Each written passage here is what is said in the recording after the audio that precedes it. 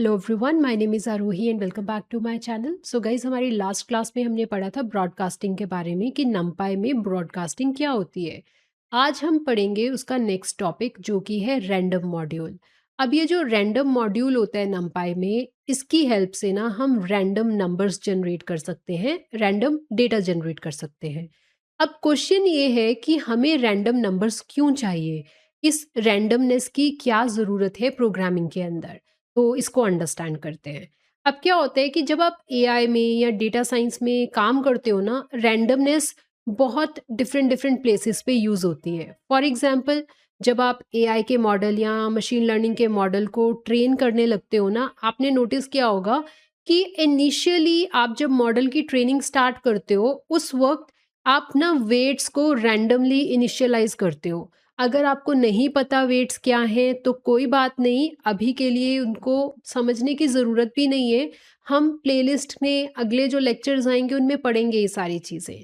अभी के लिए सिर्फ मैं आपको एक ओवरऑल आइडिया दे रही हूँ कि ये जो रैंडम मॉड्यूल हम पढ़ने लगे हैं इसका यूज़ क्या है। तो मैंने आपको एक यूज़ तो ये बताया कि जब हम मॉडल्स को ट्रेन करते हैं ना एआई में, तो वेट्स को रैंडमली इनिशियलाइज करते हैं। वेट्स क्या होते हैं नहीं पता, कोई प्रॉब्लम नहीं है, बाद में पता लग जाएगा। ऐसे ही एआई में और भी बहुत सारे काम होते हैं जिसमें आपको रैंडम नंबर्स की ज़रूरत होती है, इसलिए ये जो रैंडमनेस है ये एआई में बहुत इंपॉर्टेंट रोल प्ले करती है।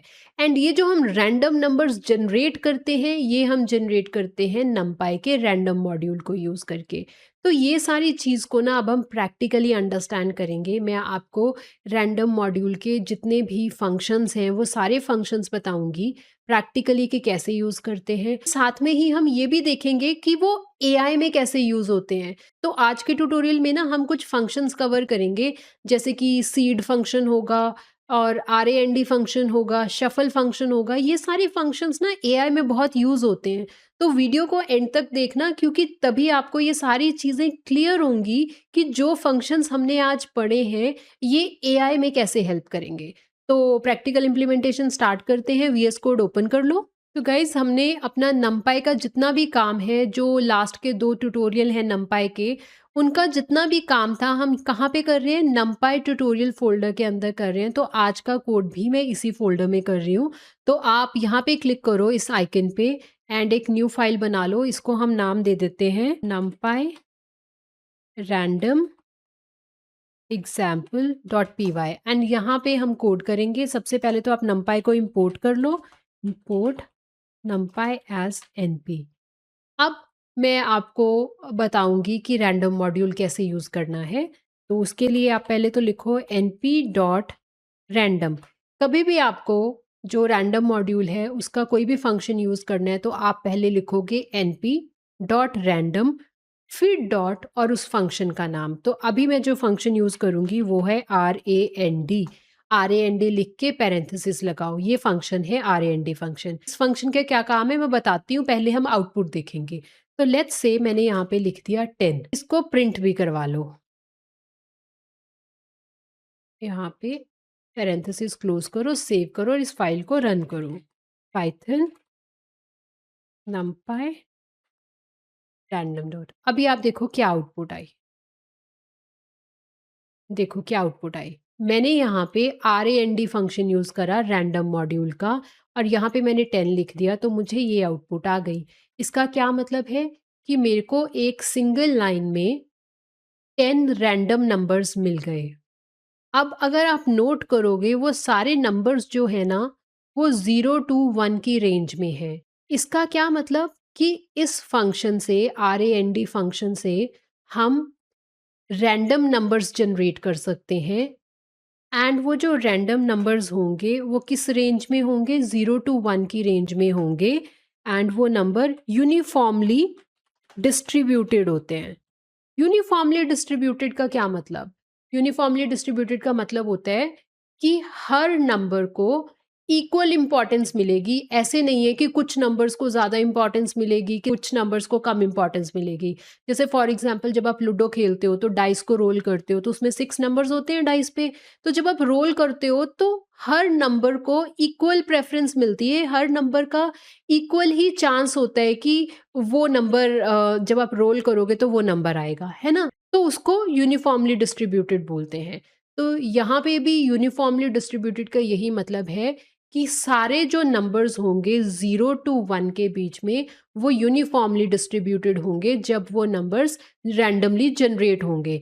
तो अब अगर ये जो 10 नंबर्स जनरेट हुए हैं, तो आप देखो ये किस रेंज में है? 0 टू 1 की रेंज में है। तो अभी ये बना क्या? सिंगल लाइन में जब आपके पास ऐसे मल्टीपल नंबर्स होते हैं, तो उसको हम क्या बोलते हैं? 1 डी एरे बोलते हैं ना? तो ये आपका 1 डी एरे बन गया रैंडम नंबर्स का। अभी तो हमने 1 डी एरे बनाया, अब हम 2 डी एरे बनाना भी सीखते हैं। तो हम ना सेम कोड को कॉपी कर लेते हैं, पेस्ट कर दो। अब मुझे सिर्फ यहाँ पर ना 2 नंबर्स देने हैं। सपोज़ मुझे 3 रोज़ बनाने हैं एंड 4 कॉलम्स बनाने हैं।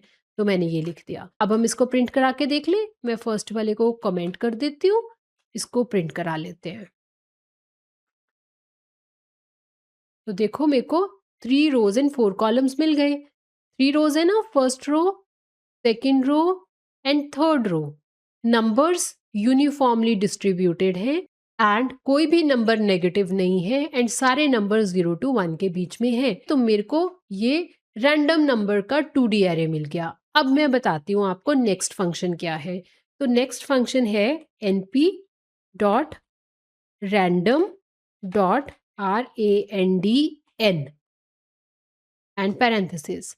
अब ये जो फंक्शन है ना, पहले इसकी भी आउटपुट दिखाती हूँ। हम सेम यही वाली आउटपुट प्रिंट करा के देखेंगे सेम नंबर से। यहाँ पे भी 10 लिख दो।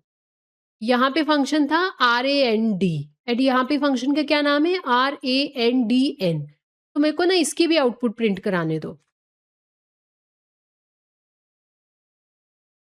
ओके, मैंने प्रिंट नहीं कराया ना, इसलिए कुछ भी स्क्रीन पे नहीं आया। प्रिंट, सेव कर दो, रन कर दो। स्क्रीन को क्लियर कर लो, अब रन करते हैं।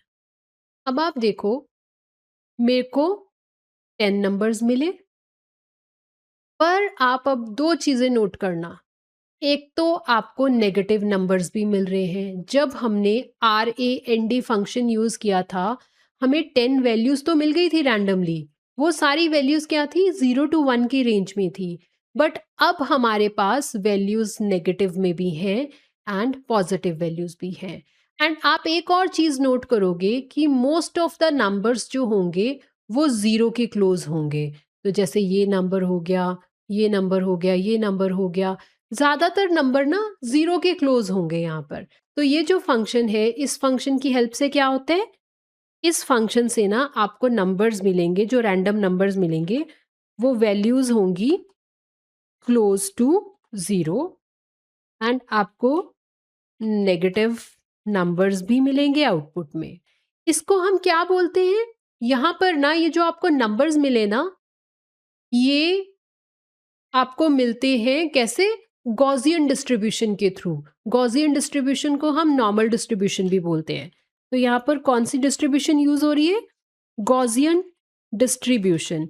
गॉसियन डिस्ट्रीब्यूशन का क्या मतलब होता है? कि मीन 0 होगा एंड स्टैंडर्ड डेविएशन 1 होगी। तो आपको जितने भी ये जो नंबर मिले, वो आपको मिले गॉसियन डिस्ट्रीब्यूशन के थ्रू। और जो आपने RAND फंक्शन ऊपर यूज़ किया था, वहाँ पे जो आपको नंबर्स मिल रहे थे, वो यूनिफ़ॉर्मली डिस्ट्रीब्यूटेड थे। यूनिफ़ॉर्मली डिस्ट्रीब्यूटेड का मैंने आपको मतलब क्लियर बता दिया कि हर नंबर को इक्वल इम्पोर्टेंस मिलेगी एंड वो सारे नंबर 0 टू 1 के बीच में होते हैं। RANDN में क्या हुआ कि ये गॉसियन डिस्ट्रीब्यूशन, जिसको हम नॉर्मल डिस्ट्रीब्यूशन भी बोलते हैं। गॉसियन डिस्ट्रीब्यूशन को हम और क्या बोल सकते हैं? Normal distribution. हमारे को जितने भी नंबर मिल रहे हैं ना, वो नंबर डिस्ट्रीब्यूट कैसे होते हैं? गॉसियन डिस्ट्रीब्यूशन के थ्रू, जिसका मीन 0 होता है, स्टैंडर्ड डेविएशन 1 होती है। तो इसलिए सारे नंबर जो होंगे वो 0 के क्लोज होंगे। ये तो हमने बना दिया 1D एरे। अब इसका 2D एरे अगर बनाना है तो वो कैसे बनेगा? वो भी देख लेते हैं। सेम इस सिंगल नंबर की जगह पे आप लिख दो, मेरे को सपोज करो 4 रोज़ बनानी है, 5 कॉलम्स बनाने हैं। तो आपने सेम सारा कुछ लिखा, सिर्फ 4 रोज़ एंड 5 कॉलम्स लिख दिए। इसको कमेंट कर दो, सेव कर दो एंड अब फाइल को दोबारा रन करो। देखो आपको 4 रोज़ एंड 5 कॉलम्स मिल गए। देख रहे हो?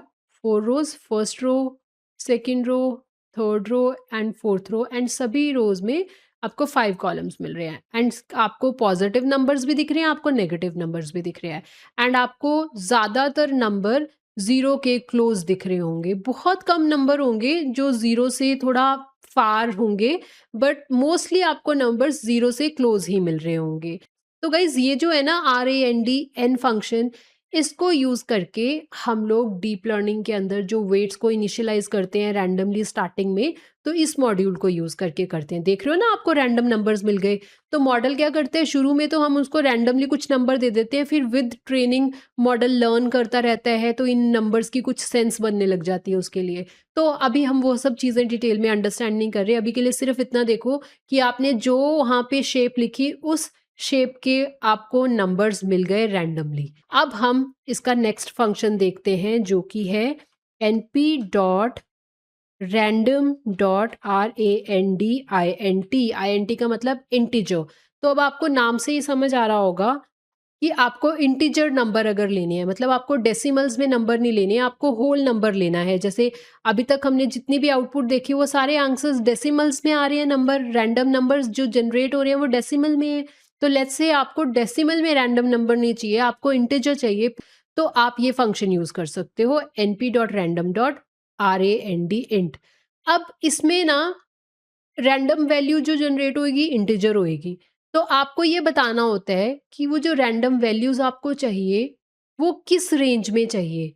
तो सपोज मैंने लिख दिया 0 से लेके 10 के बीच में रैंडम नंबर्स चाहिए मुझे। तो इस लाइन से होगा क्या, आपको एक सिंगल इंटीजर वैल्यू मिलेगी, रैंडम इंटीजर वैल्यू मिलेगी एंड वो नंबर 0 टू 10 के बीच में होगा। इसको प्रिंट कराओ और देखो। सेव करते हैं, इसको कमेंट कर दो जो ऊपर वाला कोड था। अब इसको क्लियर कर लो स्क्रीन को, अब रन करो। तो देखो आपको एक सिंगल नंबर मिला 9। तो इस लाइन से हुआ क्या, ये जो पहले लिखी चीज इसका मतलब स्टार्टिंग नंबर, इसका मतलब एंड नंबर, मतलब इन दोनों नंबर्स के बीच में से कोई एक रैंडम नंबर मिलेगा। अब अगर आप चाहते हो 1D एरे, रैंडम नंबर्स का 1D एरे चाहते हो इंटीजर्स का, तो आप क्या करो, इसी को कॉपी कर लो, यहाँ से यहाँ पेस्ट कर दो 0 10, इसके बाद कॉमा लगा के ना साइज लिख दो। साइज में बता दो आपको क्या चाहिए, हमें चाहिए सपोज 6 नंबर्स, ऐसे लिख दो। ऐसे होता है ना, 6 कॉमा लिखा होगा तो इसका क्या मतलब है, सिंगल रो के अंदर 6 नंबर्स हैं, 6 एलिमेंट्स हैं। तो हमें 6 रैंडम नंबर्स चाहिए इस रेंज में।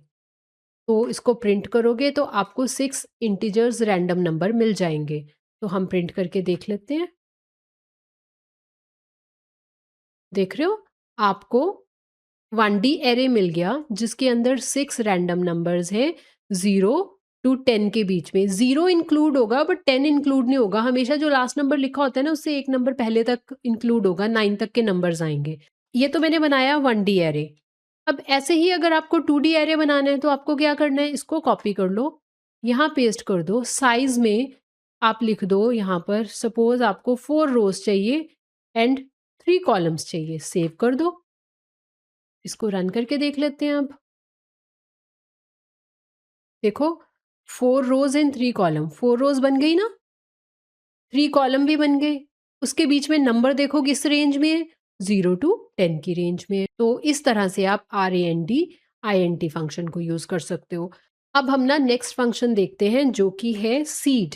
आप लिखो np dot random dot seed, मैंने लिख दिया 42। क्या मतलब है इसका मैं समझाती हूँ अभी।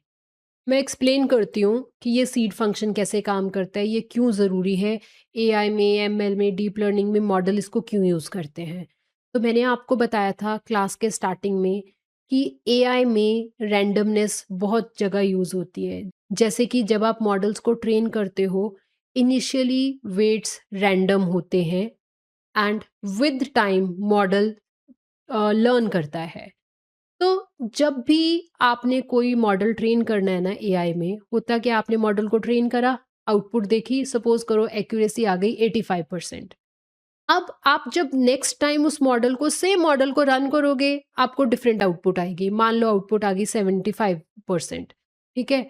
अब सपोज़ करो आप ना अपने मॉडल को इम्प्रूव करना चाहते हो, उसकी एक्यूरेसी 85% है, आप चाहते हो कि मैं ना अपने मॉडल में कुछ काम करूँ, कुछ मॉडिफ़िकेशंस करूँ ताकि एक्यूरेसी इम्प्रूव हो जाए। तो आपने मॉडल में कुछ काम किया, कुछ चेंजेस करे एक्यूरेसी इम्प्रूव करने के लिए। अब जब आपने वो चेंजेस कर दिए, आपने मॉडल को सेव करा, फिर रीरन करा, ट्रेनिंग दोबारा दी। जब ट्रेनिंग दोबारा दी, इस बार एक्यूरेसी लेट्स से आ गई 92%।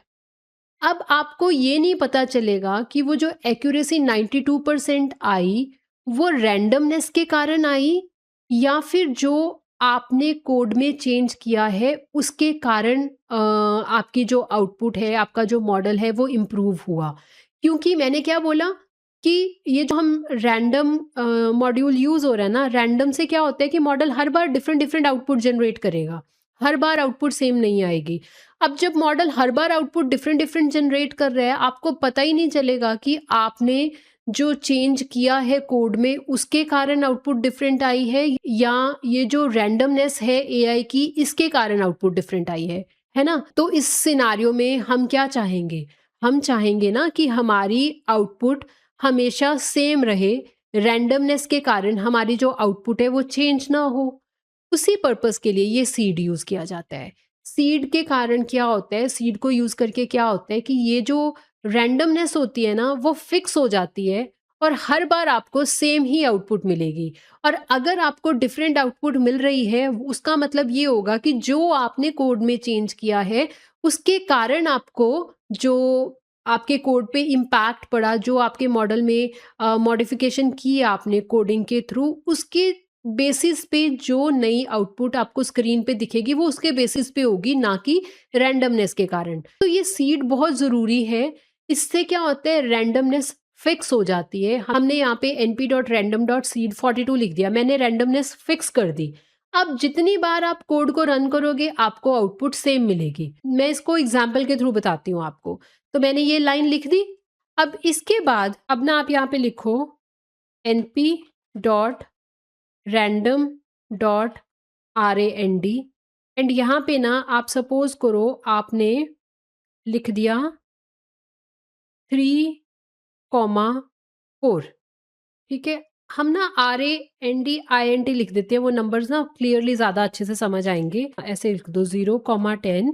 मेरे को 0 to 10 की रेंज के एक 2D एरे चाहिए, ठीक है, उसमें 3 रोज एंड 4 कॉलम्स हों। पर अब फ़र्क क्या है कि इससे पहले मैंने ये लाइन लिख दी है। इसका क्या मतलब है कि हर बार ना आपको जो एक एरे मिलेगा 3 रोज़ एंड 4 कॉलम का जिसमें मेरे को रैंडम नंबर्स मिलते हैं, वो सेम रैंडम नंबर्स होंगे। इसको सेव करो और रन करते हैं। क्लियर कर दो स्क्रीन। अब इस कोड को रन करो। ओके, मैंने ना इसको प्रिंट नहीं कराया ना, इसको प्रिंट कराओ। प्रिंट, सेव करो, रन करो। अब देखो आपको 3 रोज़ एंड 4 कॉलम्स मिल गए, उसके अंदर रैंडम नंबर्स मिल गए। अब रैंडम सीड क्या है? 42। हमने रैंडम सीड क्यों यूज़ करा? हमने ये सीड फंक्शन क्यों यूज़ करा? ताकि हर बार जो नंबर्स है, रैंडम नंबर्स हैं, वो सेम रहें। सेम रहेंगे तो सेम ही आउटपुट आएगी, है ना? तो अब आप दोबारा सेम कोड को प्रिंट करो। देखो आपको सेम एरे मिल रहा है ना? सेम रैंडम नंबर्स है। एक और बार रन करके देखो, सेम नंबर मिल रहा है। अब अगर मैं ये सीड नहीं लगाती, अब सपोज करो हम ये रैंडम सीड नहीं यूज़ कर रहे, तो क्या होगा? क्लियर कर लो स्क्रीन को। अब देखना, एक बार तो आपको ये एरे मिल गया, अब दोबारा रन करोगे आपको डिफरेंट वैल्यूज़ मिल रही हैं, देख रहे हो? 2790 यहाँ पे क्या थी? ये वैल्यूज़ थी। तीसरी बार रन करूँगी, डिफरेंट वैल्यूज़ मिल रही हैं, है ना? तो क्या हुआ? जितनी बार कोड रन किया, उतनी बार डिफरेंट नंबर्स यूज़ हो रहे हैं, तो डिफरेंट नंबर्स यूज़ होंगे तो डिफरेंट आउटपुट आएगी। जब हमने रैंडम सीड यूज़ किया था, ये सीड फंक्शन यूज़ किया था, तब क्या हुआ था? हर बार आपको सेम आउटपुट मिलेगी, ये देखो सेम आउटपुट मिलेगी। तो ये फ़ायदा होता है सीड फंक्शन का। तो अब हम इसको भी कमेंट कर लेते हैं एंड अगला टॉपिक देखते हैं। अगला फंक्शन है शफल। ये शफल फंक्शन भी बहुत ज़रूरी है। जैसे ये सीड फंक्शन बहुत ज़रूरी है ना एआई में, वैसे ही शफल फंक्शन भी बहुत ज़रूरी है। हम शफल कब यूज़ करते हैं? हर एआई मॉडल को ट्रेनिंग किस पे दी जाती है? डेटा पे दी जाती है। वो डेटा जब मॉडल को दिया जाता है, उससे पहले उसके ऊपर शफल फंक्शन लगता है। क्यों लगाते हैं शफल फंक्शन? ये अंडरस्टैंड करते हैं। तो पहले तो शफल फंक्शन यूज़ कैसे होता है? तो आप लिखोगे NP dot random dot shuffle, sorry shuffle. अब सपोज करो आपके पास ना यहाँ पे एक एरे है, ARR np डॉट एरे करके एरे बना लो। एरे ऐसे ही बनाते हैं ना, बीच में कुछ नंबर लिख दो, 1 2 3 4 5 6 ये नंबर लिख दिए। मेरे पास एक एरे है, ये सपोज करो हमारा डेटा है, 6 पॉइंट्स है। फिर मैंने np dot random dot shuffle लगा दिया इस एरे पे। मुझे इस एरे के डेटा को शफल करना है। कौन से एरे का? ये वाले एरे के डेटा को शफल करना है। शफल मतलब ये जो एलिमेंट्स हैं ये रीअरेंज हो जाएं, आगे पीछे लिखी जाए।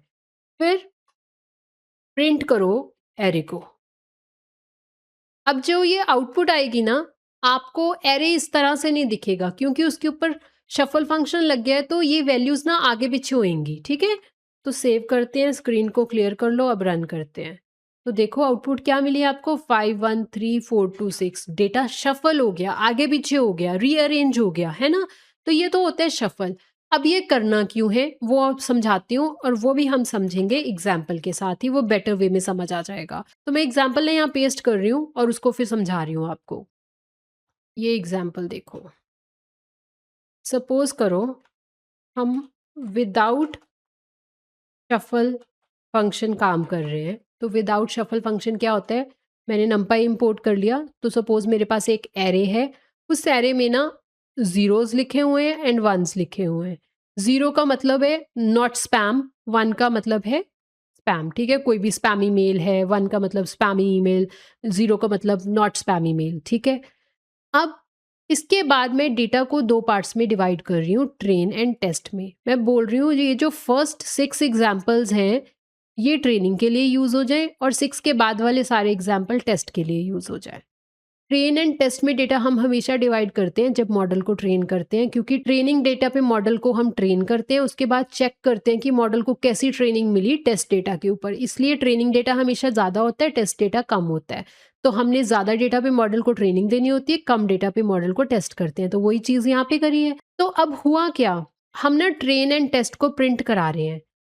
देखो ये जो फर्स्ट वाले 6 नंबर्स हैं ये तो ट्रेनिंग में चले जाएंगे, लास्ट वाले 2 नंबर टेस्ट में जाएंगे, है ना। लेट बी प्रिंटेड, इसकी आउटपुट देखते हैं।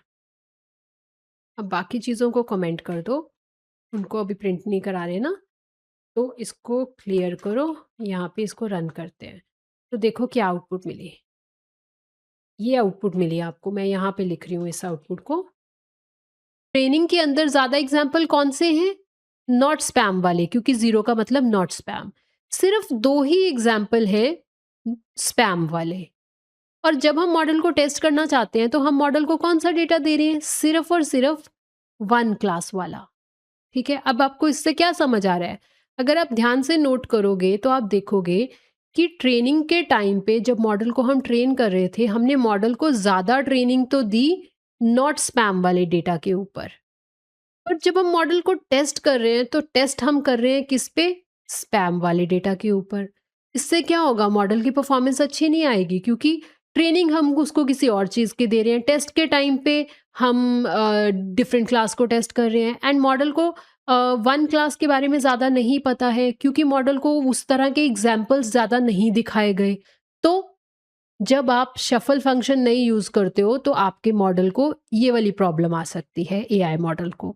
अब हम सेम एग्जाम्पल विद शफल करके देखेंगे, तो आप ना इसी को यहीं से कॉपी कर लो, सारा का सारा सेम एग्जाम्पल कॉपी करो, हेडिंग दे दो विद शफल फंक्शन और यहाँ पेस्ट कर दो। आपको सिर्फ क्या करना है ना, जहाँ पे आप डेटा स्प्लिट कर रहे हो ट्रेनिंग और टेस्ट में, यहाँ पर आप ये फंक्शन लगा दो, np dot random dot shuffle and data को शफल कर दो। दैट्स इट, सिर्फ इतना लिखना है। ये जो डेटा था इसको पहले शफल किया, फिर ट्रेनिंग एंड टेस्ट सेट में स्प्लिट किया, फिर अब प्रिंट कराते हैं इसको और देखते हैं कि शफल करने के बाद डेटा कैसे दिख रहा है। तो देखो, शफल करने के बाद डेटा ऐसे दिख रहा है। अब चारों एग्जाम्पल यहाँ आ गए। ये वाला तो था विदाउट शफल वाला, एंड ये वाला है विद शफल फंक्शन। दोनों में डिफरेंस देखो क्या है। एक तो जो विद शफल वाला है उस पे देख रहे हो इक्वल एग्जाम्पल हैं, 1 वाले 3 एग्जाम्पल हैं, 0 वाले 3 एग्जाम्पल हैं। तो इक्वल डेटा जा रहा है दोनों क्लासेस का मॉडल के पास। मॉडल को दोनों पे ट्रेनिंग मिलेगी अच्छे से। टेस्ट के टाइम पे भी उसको दोनों तरह की क्लासेस दे रहे हैं टेस्ट करने के लिए, ताकि हमें पता लग सके कि क्या वो दोनों क्लासेस को अच्छे से क्लासिफाई कर पा रहा है कि नहीं पा रहा। तो ये वाला केस जो है, इस केस में क्या होगा, आपका मॉडल अच्छे से ट्रेन होगा, है ना? तो इसलिए शफल फंक्शन ज़रूरी है। आपको ये हेल्प करेगा जब आप एआई मॉडल में काम करोगे। तो गाइज़ दैट्स इट। इस कोड का लिंक मैंने डिस्क्रिप्शन सेक्शन में दिया है, ये कोड आप वहाँ से ले सकते हो। एंड आई होप मेरे वीडियोस हेल्पफुल रहते होंगे आप लोगों के लिए। एंड गाइज़ अगर आपको कंटेंट अच्छा लगता है तो वीडियोस को लाइक किया करो एंड शेयर किया करो अपने फ्रेंड्स के साथ। अगर कुछ सजेशंस होते हैं तो मेरे साथ शेयर किया करो, मुझे बताया करो। Thank you for watching.